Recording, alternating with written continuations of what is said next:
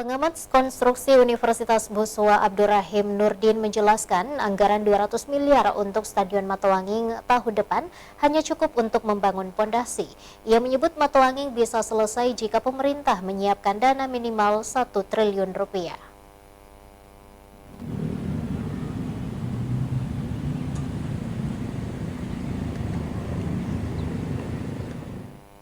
Setelah berulang kali gagal tender, Stadion Matoanging Kota Makassar kembali dianggarkan tahun depan.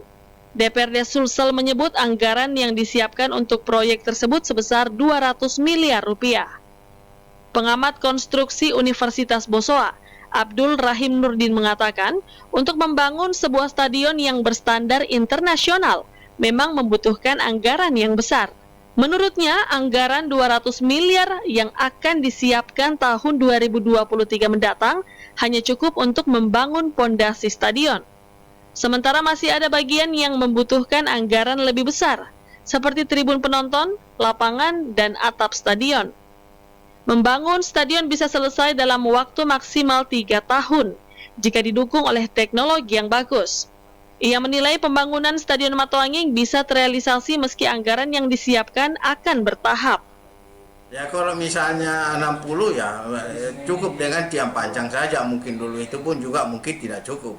Tapi kalau sudah sampai anggarannya 200 itu mungkin tiang panjang, fondasi tiang panjangnya sudah bisa terpenuhi semuanya. Mungkin file cap-nya malah sudah terpenuhi.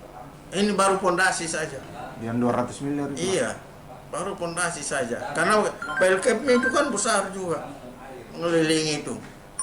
Sehingga perlu dana memang besar. Kalau tribun, waktu tambah besar lagi. Termasuk yang lapangan itu belum tadi, baru fondasi? Belum lapangan. Abdul Rahim menambahkan membangun sebuah stadion berkapasitas puluhan ribu penonton membutuhkan anggaran yang tidak sedikit, minimal 1-2 triliun rupiah. Wahyu Syaputra, Celebes TV.